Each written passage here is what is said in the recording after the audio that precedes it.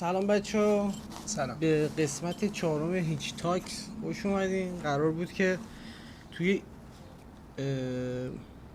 ایران ضبط کنیم. البته کلی ویدیو ضبط کردم، هم ولاگ هم هیچ تاکس. فکر کنم حداقل یه 7-8 ویدیو دارم که اصلا نه ادیت کردم نه آپلود کردم، هیچ. دیگه الانم تو ایران نیستم، اومدم ارمنستان. فعلا مسافریم، حالا اینجا بمونیم بریم کجا باشیم معلوم نیست. توی هاستلیم توی ارمنستان به اسم هاستل ولوت بلاک. ولوت لاک ووگه چیه کنم بچه؟ ووگه. نه کنوت که پایینه. آها. اینم بگم که بچهای پشت صحنه هستن از بچهای خوب ایرانی اینجان. سلام بچه‌ها. آقا سلام. از دور دستا. دیگه همه میدونین دیگه، به خاطر شرایطی که الان تو ایران هست، جنگ و اتفاقات قبلش و حال حاضر که هنوز معلوم نیست چی هست و چی قراره بشه، هممون تو هواییم، گمراهیم. یعنی من خودم به شخصه نمیدونم چی قراره بشه، حتی برای خودم زندگیم چی قراره بشه، چه تصمیم باید بگیرم. احتمال داره برگردم ایران، احتمال داره برم یه جای دیگه، احتمال داره اینجا بمونم. ولی خب گفتم اینم یه فرصتی که ما میتونیم یه ویدیو از توش دراریم راجع به تجربه زندگی از بچه‌های جدید که باشون آشنا شدیم، بریم که ببینیم چجوری شروع میشه و تمام میشه. امروز با علی، یکی از بچه‌های خوب ایرانی که ایشون هم تو کار مدیان ولی حرفه‌ای‌تر، دیگه حالا خودش شروع کنه، خودش معرفی کنه و بریم ادامه. سلام دوباره، من علیم. تقریبا 10 ساله که دارم با افتر افکت کار میکنم و 4 سالم هست دارم تدریس میکنم توی تهران، تدریس میکردم. منتها خب شرایطی جوری شد که دیگه کلا مجبور شدیم که بیایم اینجا برخلاف میلمون. با شرکت‌های خوبی کار کردم، دیجیکالا و اسنپ و اخیراً هم داشتم با تاخچه کار میکردم که دیگه یه دفعه همه چی رفت رو هوا. تاخچه ریخت، کتاباش ریختن.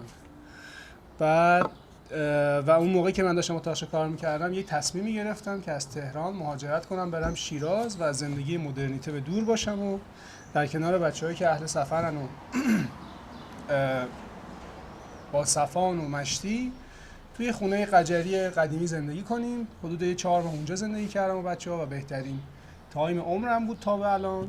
خیلی کیف داد. منتها خب وقتی که کار نداشته باشی مجبوری که خیلی چیزها رو بزنی و شروع کنی به رفتن مثل همیشه.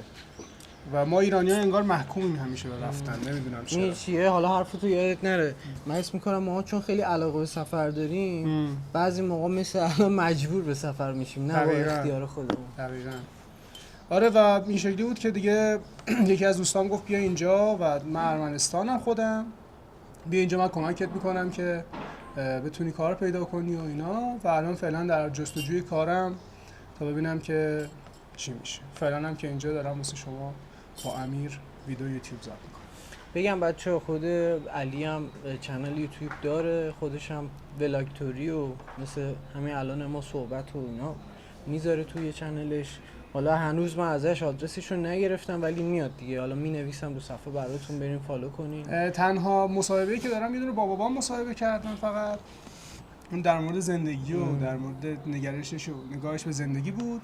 من معلم علومه بعد و خیلی تاثیر داشته تو زندگی، به خاطر همین اولین ویدیو رو با اون گرفتم. ولی خب بعدش دیگه حالا شروع کردم به ضبط کردن ویدیوهای جدید و مخصوصا انگلیسی که یه دونه‌شون رو با امیر بودیم، 2 تا گرفتیم، یکیش پاک شد کلا و که به زبان انگلیسی بود. به زبان انگلیسی. بعد آره من اولین ویدیو رو که با بابام گرفتم و چند تا ویدیو هم که هنوز تدوین نکردم. واقعیت این انگیزه دائم از آدم میره وقتی تو ایران داره زندگی میکنه، نمیدونم چرا، چون انگار چند بار میری و به در بسته میخوری دوباره برمیگردی دیگه نای شروع کردن یه کار جدید رو نداری. و مثل خیلی دیگه از یوتیوبرها که خواستن شروع کنن یا خودت اصلا شروع کرده بودی و وسطش یه دفعه اینترنت قطع شد، جنگ شد، 4-5 ماه هیچی تعطیل، اون انگیزه‌ای که میخوای شروع بکنی برای حرکت کردن رو نداری دیگه. هر بار که میخوای توی ایران یه کار جدیدی شروع کنی یه ایده‌ای به ذهنت میرسه، مخصوصا بچهای مدیا که دائم ذهنشون پر از ایده است، هی دائم میخوان یه چیزای جدیدی رو کنن. ولی خب خیلی سخته. منم خیلی تصمیم بزرگی بود که بخوام از شیراز، از اون نقطه امنم بکنم و بیام و دوباره ایده های جدیدی اینجا پیاده کنم، بخوام راه جدید پیدا کنم. خیلی سخت بود واقعیت واسه. ولی آره منم دیگه الان اینجوری. بعد اینکه آره راجب تجربیات، نگرش این همون چیزی که گفتی با بابات ویدیو گرفتی. من اصولا همین جوریه. مثلا من یه تجربه چند ساله زندگی تو ترکیه داشتم. خب اون یه نقطه‌ای بود تو زندگی من که تنهایی با هیچی بلند شدم، توی 23-4 سالگی رفتم ترکیه بدون هیچ اطلاعاتی. شاید این کارم اشتباه بوده، شایدم ریسکی کردم که حالا یه نتیجه گرفتم و زندگی رو تجربه کردم. حالا اون مستقل بودن خارج از ایران، کار کردن، یاد گرفتن زبون و فرهنگ و تمام اتفاقاتی که توی زندگی روزمره اونجا برام افتاد، با آدمای آشنا شدم، دور شدم، جدا شدم، تمام اینا. حالا ما تو ایران هم خب 100% همین داستانو داریم ولی کم متفاوت‌تر و سخت‌تر. ولی خب تو این چند وقتی که اینجا، من نزدیک 2 هفته اینا اینجام، با بچه‌های زیادی که آشنا شدم صحبت می‌کنیم، اینه که اکثرا شما مثلا توی سفر بودین و خیلی هم هی راجع به سفر صحبت میکنن. انگار یه موضوع خیلی عجیبیه برای یه سری. خب سفر چیه؟ مثلا دید تو به سفر چیه؟ مثلا این سفر کدوم بخش از زندگیت مهمه، کوچیکه، گذرای چیه، همیشگیه، نیست؟ و اینکه حالا خاصی راجع به این بگو و خاطرات خوب، یه دونه خاطرات خوب، یه دونه خاطره بعداً راجعش بگو. آره چرا که نه. اصلا میتونم از اون جایی بگم که چه شکلی سفر کردنم شروع شد. تقریبا 4 سال پیش من سر یه برنامه تلویزیونی بودم به نام شهروند و شهروند و مافیا. آره دیگه، شهروند و مافیا، که علیرام نورایی هم موجودش بود. اونجا داشتم کار میکردم و بعد یه برنامه دیگه داشتیم، بعدش آشپزی با مامان بود. فشار کار خیلی زیاده توی تلویزیون، مخصوصا اگه مدیریت درست نداشته باشی، مخصوصا تو ایران باشه، دائما هی باید تو برنامه رو برسونی، اصلاح میخوره، دوباره هی آقا این نرسید، این چرا زیرنویسش یه ای کم داره، چرا فلان داره. یک استرس بسیار شدیدی تو میگیری موقعی که داری کار میکنی. که من مثلا تو سن تقریبا مثلا 23 سالگی دیدم قلبم داره بد میزنه. بعد دیدم یه روز به خودم اومدم، دیدم تو بیمارستان رجایی تهران نشستم بین یه سری پیرمرد، پرونده قلب زیر دستم، باید تست ورزش بدم، تست فلان بهمان، چون خیلی بار استرسی زیادی روم بود. و این شکلی بود که گفتم آقا من نمیخوام، ولم کن. سلام. دوستان اینجا همه ایرانی هم فکر کنم این طبقه. بعد اینجوری شد که آقا من یه کوله پشتی داشتم، اینو گذاشتم رو دوشم و گفتم آقا ولش کن. عید نوروز تعطیل، میرم سفر. رفتم کجا؟ رفتم آلاشت، پیاده. شمال میشه سمت چی بود اسمش؟ آلاشت. زادگاه رضا شاه میشه. و کوله رو انداختم رو دوشم و زدم تو دل جاده و رفتم. بعد دیدم که مثلا من یه جا ماشین گیرم نمیاد، دارم مثلا باید چیکار کنم. بعد یه کاری داشتم، سوار ماشینا میشدم و میگفتن که این هیچ هایکه. بعدم فهمیدم و خیلی بهم خوش گذشت و حالم اصلا از این رو به اون رو شد. اینجوری شد که دیگه تصمیم گرفتم کارمندی رو بذارم کنار. البته چند سال بعد از کار کردن با چند تا شرکت مختلف و کارمند بودن، تصمیم گرفتم کارمندی رو بذارم کنار و شروع کنم به سفر کردن. سفر به ارمنستان 2 بار قبلا اومدم، باز همین شکلی هیچ هایکی. یعنی کلا سری پیش من ارمنستان اومدم، هر بار شاید مثلا 3 میلیون بیشتر خرجم نشد. یعنی چادر میزدی، هیچ هایک میکردی، نه پول اتوبوسی نه چیزی. و حتی این سری هم که اومدم هیچ هایک کردم. حالا اگه دوست داشتی راجع به این بارت بگو، یه ذره توضیح بده. آره چرا که نه. چه منطقی ست تومن شده واسم ریخته. چون چادر میزدم، پول جا که اولا نمیدادم، یک هفته رو کامل پول جا میدادم، اون 3 تومن پول غذام شد فقط. اصلا پول مسیرم که ندادم چیزی. یک هفته. آخه میدونی چی، منم 6 ماه پیش اومدم ارمنستان، دوستم از تورنتو اومده بود، بعد 3 سال خورده همو دیدیم، اومده بود هم خانواده رفیقا رو اینا رو ببینه. منم یه 4-5 روز بودم. اون موقع درام مثلا 280 تومن 280-300 بود. داره الان 520. نه 520. حالا شاید توی عدده خیلی زیاد نباشه ولی اینجا خیلی گرونی شده تو همین 6 ماه، به خاطر اینکه سر این داستان شرایط حال ایران خیلی اومدن اینجا، هم علاوه کاری و اجاره خونه و نمیدونم اقامتی خیلی سخت‌تر شده و سخت‌تر میشه. اون موقع میشه گفت مثلا این عدد آره مثلا 3 تومن منطقی بود. آره. بعد مثلا پارسال هم اومدم، پارسال ولی دیگه مثلا 6 تومن شد. پول جام دیدی؟ پول جام نه، باز چادر زدم. آره. مشروب زیاد خوردی؟ نه مثلا درچه سوان رفتم. آها پس بیشتر چرخیدی. آره زیاد چرخیدم این سری. جشن آب بود. بعد آره به این نگرشه اون موقع رسیدم که تو باید زیاد سفر کنی و چقدر حال میده تو معاشرت با آدما، چقدر بهت کیف میده، تجربه‌های جدید چقدر بهت کیف میده. و خیلی وقتا شده بود مثلا من تو مسیر شیراز به تهران یه تایمی خیلی زیاد میرفتم و میتونستم با اتوبوس برم، به جاش هیچ هایک میکردم. چون نه گذر زمان متوجه میشی، یه رفیقم پیدا میکنی تو مسیر، هزینه هم که واسط نداره، راحت میری و میای و معاشرت میکنی تو مسیر. به نظر من هیچ ها برخلاف اینکه هیچ هزینه‌ای نمیدی یه چیزی به دست میاره، اونم تجربه، آشنا شدن با، یعنی آشنا شدن با اون آدمایی که حالا ماشین شخصی یا حالا سنگین، اتوبوس، هر چیزی که هست هم صحبت میشینه. این همین الان یه تبادل تجربه اینا توش. ولی یه چیزی که هست خیلی اوقات من حتی هزینه هیچ هایکه واسم بیشتر از هزینه اتوبوس شده. چه جوری مثلا خب یه جا پیاده میشه راننده، مثلا میخواد بنزین بزنه، تو مثلا پیاده میشی رفاقتی بنزین رو حساب میکنی، یا مثلا اینجا میستی واسه ناهار میری مثلا ناهاره رو حساب میکنی. حالا اگه مثلا سوار چند تا راننده متعدد بشی هر بار باید بنزین پرداخت کنی. به نظر من اینجور موقع میتونی بخوابی. حالا نه دیگه ما خودمون برام معرفتی پا میشیم یه چیزی حساب میکنیم. ولی بالاخره خوابم بخش از نیاز داره. ببخشید یه سوال می‌پرسم. هیچ‌هایک منظورت چیه؟ شما اصلا خیلی ندونن. آره راست میگی، اینو بهتر بازتر بگو. هیچ هایک این شکلیه که شما کولتو میندازی رو دوشت، میری خروجی شهر و دستو این شکلی بلند میکنی، یا ترمینال نه دیگه ترمینال از ترمینال هم خیلی هم مسافر ما بزنن، بعضی اون سوار پول میگیرن. میگن بعضیشون.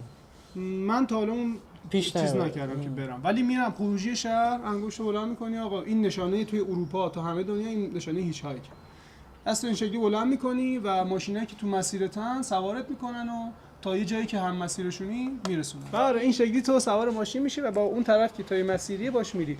مثلا خیلی ها این شکلیه که میرن میگن که سلام من دارم ایران گردی میکنم و بدون هزینه شما منو میرسونید مثلا تا اونجا، یارو میرسوندش. ولی خاله یه جمله‌ای که خیلی کلیدیه مثلا من خودم استفاده میکنم برای اینکه این جمله رو نگم، میگم آقا شما مسیرتون تا کجاست؟ بعد یارو مثلا میگه من تا اینجا مثلا میرم، یا من میتونم تا اونجا باتون بیام دیگه، مثلا نمیگم من میخوام بدون هزینه دارم ایران سفر میکنم فلان و فلان و فلان. با این شکلی سوار میشی و یارو میفهمه که آقا قرار نیست تو پول بدی، میخوای تا یه جایی مسیرش مثلا باش بری. چتر شده. چتره آره. ولی خب میگم خیلی اوقات هزینه خیلی بیشتر از اتوبوس شده و بیشتر اون معاشرت است که چیز میگه. حالا درسته جلو دوربینیم میخوایم ادا در بیاریم، ولی نه واقعا. حالا به چسبیده چی هیچ هایک همین که همون هزینه که میکنی برای اون فرد. آره واقعا حاضرم که اون هزینه رو بکنم، ولی خب میگم دیگه تو گذر زمان متوجه نمیشی، معاشرت میکنی، یه رفیق پیدا میکنی تو مسیر. من که بهم خیلی چسبیده واقعا. مثل که یه دونه سایت هم هست که میتونی خونه رو آره اونم بهش میگن کوچ چیز انواع و اقسام روش‌های چتری. آره هست، مثلا همینجا هم از ترکیه هم از خیلی جا هست. مثلا دیگه جوری شده دیگه رزرو میکنن، قبلا اینجوری نبود، اینقدر درخواست کننده نداشت. طرف مثلا یه باغی داره، یه مزرعه‌ای داره، صاحب اونجا میگه آقا از این تاریخ تا این تاریخ ما نفر میتونیم بگیریم، شما قراره توی کار اینجا به ما کمک کنین، 3 وعده حالا یا 2 وعده یا 1 وعده با ما شیرین، هیچ هزینه‌ای دریافت نمی‌کنین، جاش مثلا جا خواب و غذا بهتون میدین. حالا اینی که داری میگی اون با اون چیزی که محمد میگه متفاوته. به این روش میگن ورکوی. حالا روش نیست البته، اشتباه نگم، اسم یه اپلیکیشن به نام ورکوی که طرف مثلا یه هاستل داره، مثلا هاستل ولوت، میگه آقا من میخوام یه نفر باشه که اینجا توی امورات کارا مثلا کمکم کنه، هزینه جا و اینا هم نداره، یه وعده‌ش هم مثلا مهمون ما از این تایم تا این تایم، همه چیز مشخص شده، مثل سایت دیوار چه شکلی کاریابی و ایناست. شما میری اونجا درخواست میذاری که من میخوام بیام اونجا و پیش شما کار کنم و خیلی راحت میای این کارو میکنه. دوستان ما یه اتک خوردیم، لوکیشنمون عوض کردیم.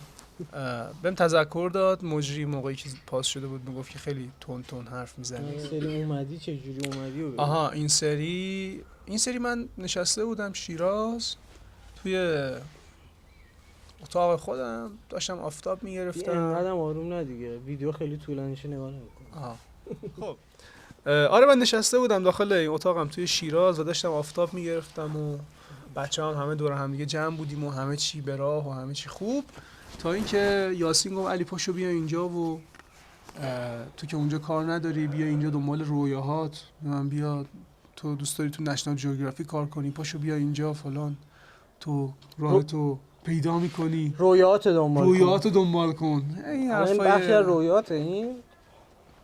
اگه این رویات و هیچی دیگه. منم یکی دیگه از دوستان باز از تهران اومد پیشم، بعد زهرا اومد گفت تو هم آره برو پاشو رو دنبال رویاهات، راست میگه یاسین فلان بهمان. دیدم نمیشه دیگه جمع کردم هرچی وسیله بود توی اتاق و بعد بچه‌ام هندزفری گذاشتم تو گوشم و داشتم وسیله رو جمع می‌کردم. بچه‌ها میگفتن چی شده علی؟ اینو گفتم دارم میرم دیگه. هیچ اینجوری شد که اومدم تهران، یکم تهران موندم.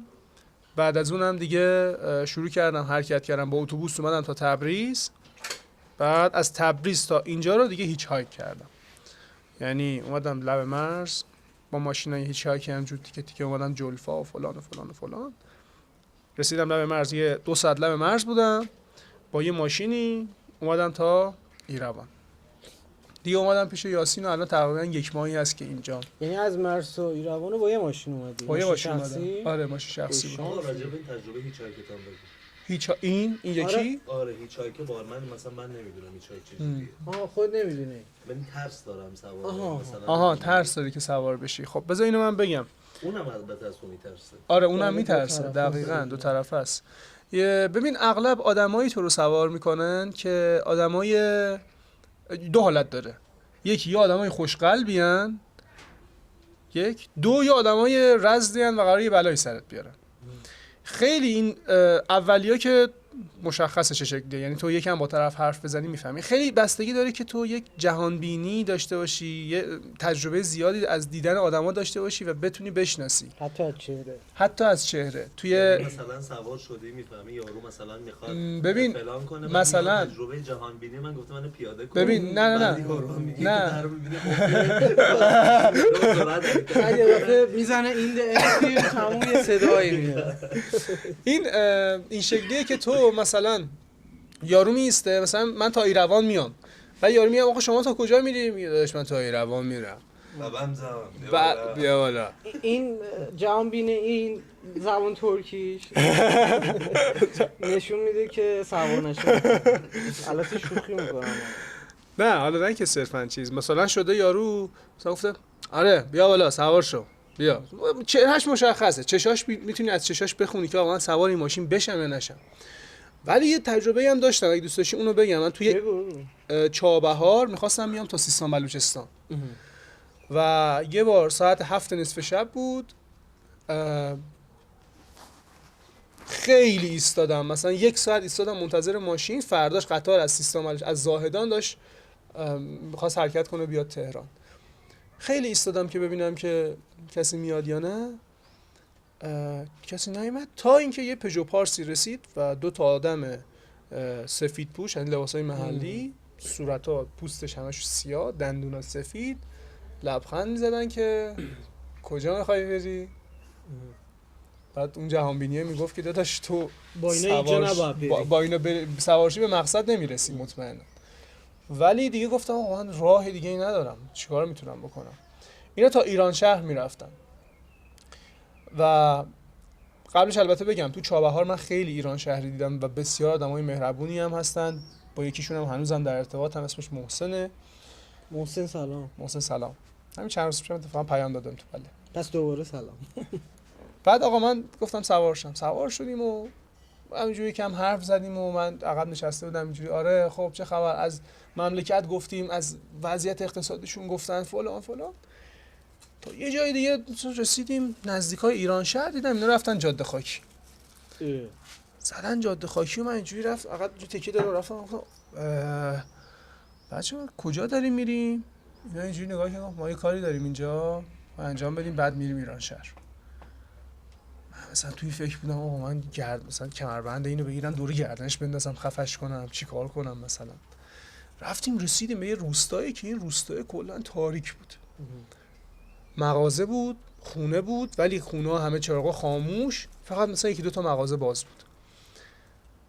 یکیشون پیاده شد رفت توی یکی از مغازه‌ها، در صندوق عقب باز کرد، یه چیزی گذاشت صندوق عقب، سوار شد، اومدیم.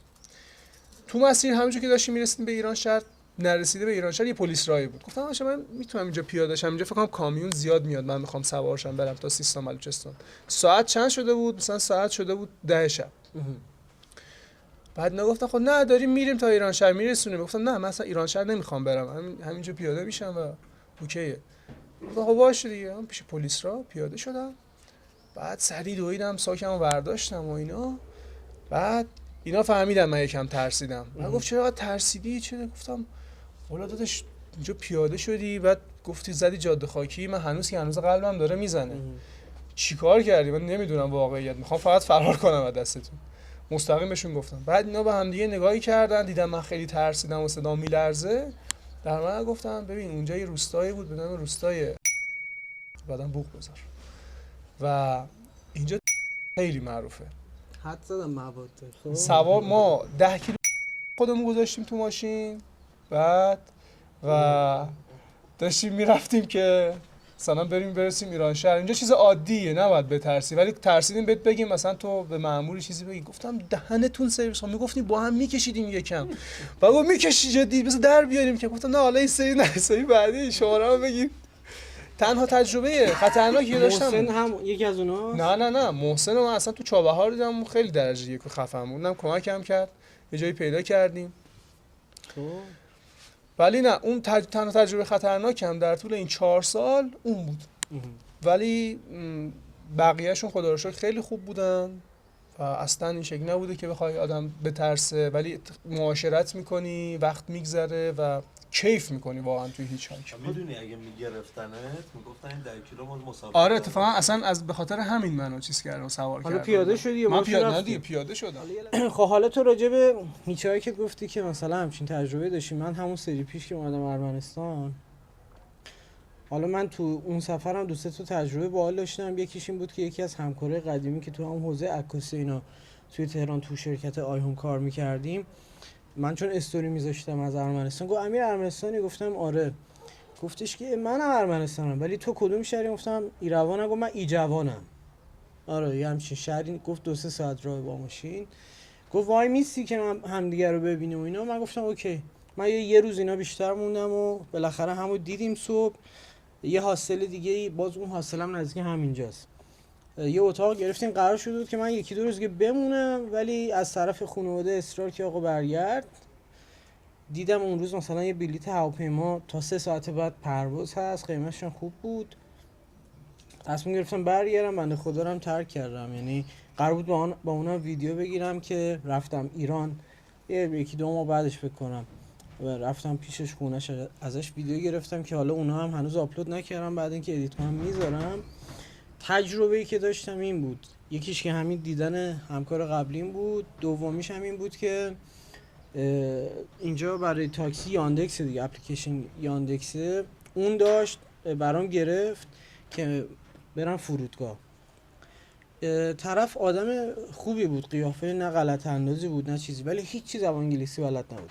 مثلا من در حد های هاوار یو بلدم، اون فقط در حد اینکه کله تکون میداد، هیچی. یعنی گفتم های، من اینجوری نگاه کرد اینجوری کرد، همین. اونم دقیقاً اینجوری شد. سوار شدیم و تو راه یه دفعه دیدم یه جا گرفت سمت راست، مثلا از روی پلی رد شدیم، اومد توی یه حالت یا دور برگردون بود یا حالا مسیر رو داشت عوض میکرد. توی همون دور زدنش سمت چپ همون یه جاده بود، جاده خاکی نیست اینجا چون همش سرسبز دیگه، ولی یه دفعه رفت اون سمت. من اینو دیدم، سری کمربندم اومدم باز کنم، اومدم دست این یکی دستم گرفتم به سمت چیز در، که اگر داره میره جایی یا در رو باز کنم که وایسه یا بپرم بیرون. اون لحظه همه این تصمیم اومد تو ذهنم. ولی چی بود داستان این بود که اینجا ناکمر در داستان این بود که میخواست نقشه رو چک کنه. نه راحت بشی. میخواست نقشه رو چک کنه و من ترسیده بودم و اون فهمید ترسید، هم گفت نه مثلا هیچی نیست اوکی و اینا. بعد هیچی تو طول مسیر عین خودت که می قلبت تون میزد، منم میزد، ولی دیگه رفته بودیم تو شهر و اینا. گفتم این کجا داره ما رو میبره، نکنه مثلا داستانی باشه و اینا. بعد دیدم تو گوشیش بین اون زنگ میزنه، نگو دنبال این بود که یه رفیق ایرانی داره اینجا. به اون خواست زنگ بزنه به من بگه که آقا نگران نباش من تو رو میرسونم فرودگاه. اونجا هم به خاطر این وایسادم که همین اتفاق افتاد، زنگ زد و صحبت کردیم. منم یه همچین چیزی اینجا داشتم. آره تو ایران هم بوده. آره این چیزه، این یکم چیزی وقتی یارو بیزاره جاده خاکی دیگه یعنی خبری دیگه اینجوری. و سوال دیگه ای داری؟ سوال که زیاده ولی خب ویدیو طولانی میشه. واشتار نمیخوای بیشتر بشه؟ من گذاشت تو ویدیو. چرا عزیزم، تو رو حتی میتونیم 2 تا قسمت هم بکنیم. مرسی. خودت نه فیلمو. بعد اینکه این چیزی که فکر میکردی شد تو زندگی. اون چیزی که فکر میکردم شد تو زندگی یا نه؟ ببین عموما این شکلی نیست که زندگی مقصدی داشته باشی بخوای بهش برسی تهش. من زندگی این شکلی میبینم که یه سری مرحله است که تو باید این مراحل رو بگذرونی، یعنی از قبل واسه تعیین شده. سرنوشت میتونه باشه. ببین یه چیزی تازگی میگن تو فیزیک و اینا کشف کردن، حالا مقاله دقیقش یادم نیست، ولی میگه که انگار برات همه چیز چیده شده و تو داری در بعد زمان در این حرکت میکنی و دونه دونه داری به استپات میرسی. یعنی هر ثانیت انگار واسه تعبیه شده و تو داری میچرخی و میرسی به اون ثانیه. انتخابی نیست از نظر تو؟ تو میتونی انتخاب کنی ولی انتخاب تو همونه انگار. در هر صورت همونه مسیر. همونه مسیر. شاید یه ذره این ور اون ور بشه ولی باز ببین همون مسیر. نه نمیگم که مثلا تو لحظه‌ای که اومدی ارمنستان شاید به این فکر نمی‌کردی که قراره فردا مثلا بری ترکیه، ولی واسه چیده شده که تو فردا مثلا بری ترکیه، یعنی در لوپ زمانی و مکانی واسه مقدر، نمیخوام مقدر کلمه مذهبی بشه، برات ست شده که آقا تو این مسیر رو باید بری. این توی این لحظه اینجایی، توی این لحظه اینجایی، توی این لحظه اینجایی. و میدونی که کره زمین کلا یونیورس این شکلی نیست که مثلا کره زمین دور خورشید بچرخه. اینجوریه که داره میچرخه و همزمان حرکت میکنه، یه مسیری داره میره. میدونی؟ هم دور خودش میچرخه، هم دور خورشید میچرخه، هم یه خطی رو داره میره. یه کل مجموعه مثلا کهکشان رایشی داره یه مجموعه داره حرکت میکنه. کلا متحرک. یعنی تو سال بعدی داری میچرخی همون جای کره زمین نیستی، یک جای دیگه ای هستی. یکم بس فیزیک و ایناشو چون اوکی. من مستند زیاد نگاه میکنم. یکی از مستندایی که دیدم اسمش بود کزموز. خب این مستند واقعا بهم جرأت داد که من بتونم از شهر کوچیکم شوشتر پاشم بیام تهران بدون هیچ جایی، بدون هیچ مکانی، بدون اینکه هیچ کاری رو ست بکنم. این یه دفعه رها کردن یه شجاعتی میخواست که اون مستنده بهم داد. حالا میتونی عکسش هم بذاری این زیر. آره میذارم. در مورد کهکشان از آقای نیل دگراس تایسون. چی بود اسمش؟ برو فیلمو ببین میفهمی. نه شوشتر. نه چیزش قشنگ نیست، یعنی اوکی سرچ کن بهم بگو. اسپلش میشه کوسموس. آها کوسموس. اوکی. ولی کزموز میگیم که کزموز. اوکی. نه یعنی کهکشان میشه. آره کهکشان میشه. تو فارسی چیز دیگه میگن. آره داف ماف. حالا و این آره واسط مقدر شده. این که میگم زندگی، من یه زندگی این شکلی میبینم که تو یه سری مراحل هستن که باید بگذرونیشون و به یک چیزی برسی. مثلا من همین امروز یه چیز انگار یه چپتر جدید واسم باز شد که نگاه کردم توی رفتارم یک عیبی دیدم که میگم خب حالا من باید توی این مدت چند ماه باید اینو رفعش بکنم که به اون تکامله برسم. مثلا چه میدونم توی رفتارم با امیر یه حرکتی دارم که میبینم امیر داره آزرده خاطر میشه از من موظف میکنم خودمون که تمرین بکنم اونو رفعش بکنم. این میشه کدوم قسمت زندگی؟ این میشه یعنی چی کدوم اون قسمت؟ انتخابه میشه که تو اینو میتونی بهترش کنی یا همونجوری بد بری. باریکلا. تو یه هنری میخواد که اینو بتونی از بیرون خودتو نگاه کنی که ببینی من مشکلم چیه، بعد رو چی الان تمرین بکنم، به چی میخوای برسی. این شکلی که میگم تهش اینجوریه که کوچیک کوچیک در نهایت یه چیز بزرگ. مثلا این شکلی که مثلا کوهنوردا میخوان یه قله رو فتح کنن، اغلب این شکلی نیست که نگاه کنن بگن که خب ما باید اونو مثلا فتحش بکنیم و اون نگاه کنن و برن جلو.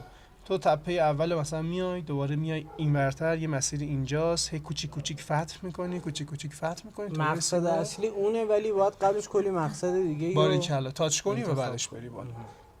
دقیقاً درست. دید تو اینجوریه. آره من این شکلیه که الان توی این مرحله از زندگی مثلا باید کارم اوکی بکنم. تو توی الان شرایطی هستی که تلاش بیش از حد باید بکنی. باریکلا دقیقاً.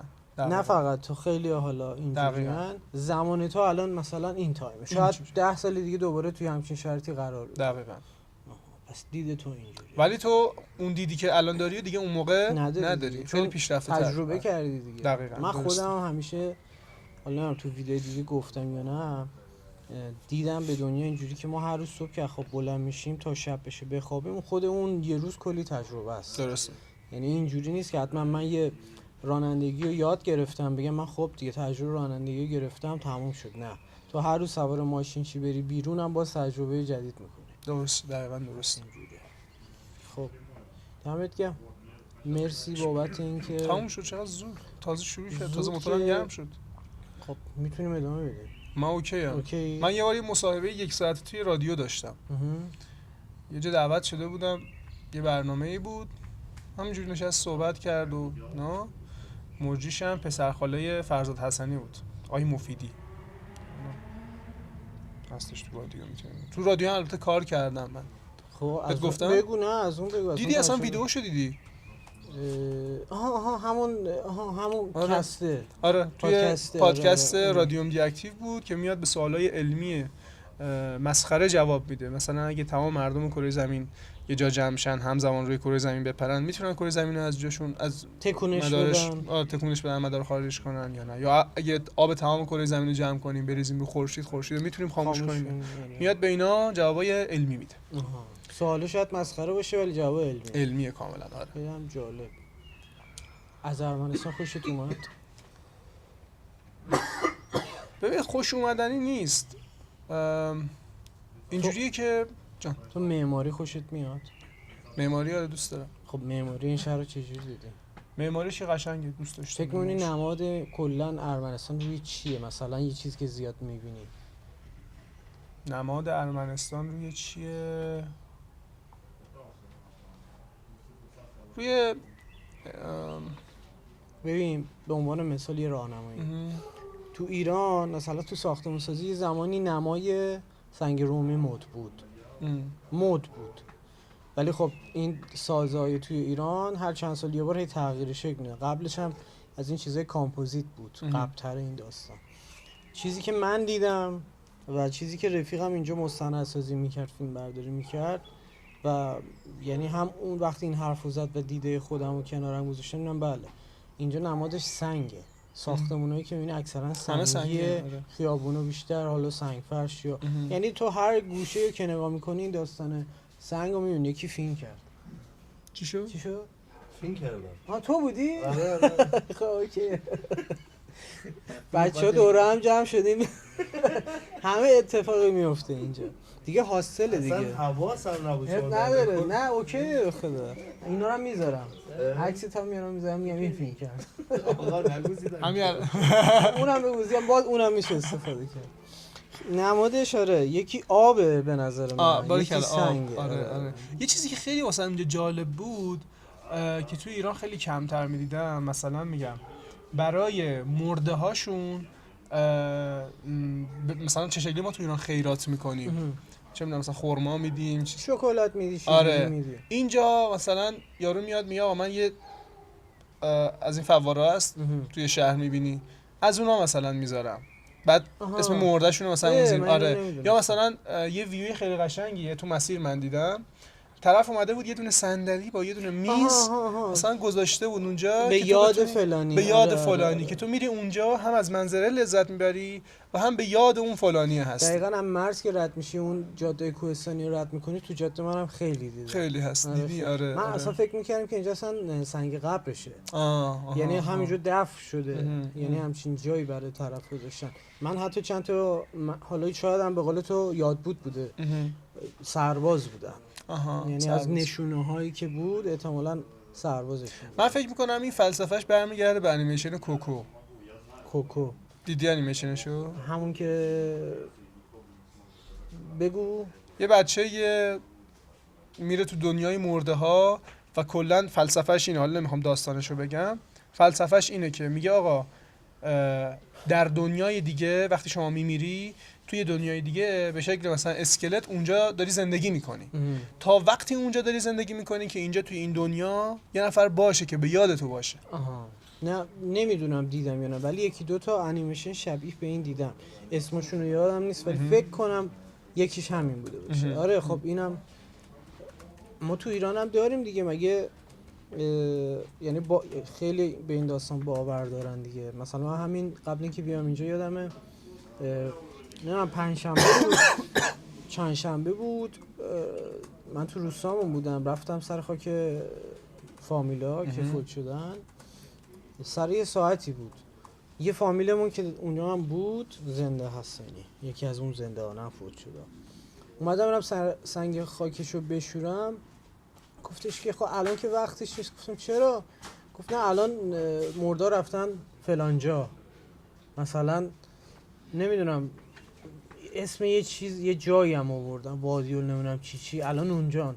من گفتم خب اب نداره، لباس تنشونه چیزیشون نمیشه، اون چی شوخی هم کردمش.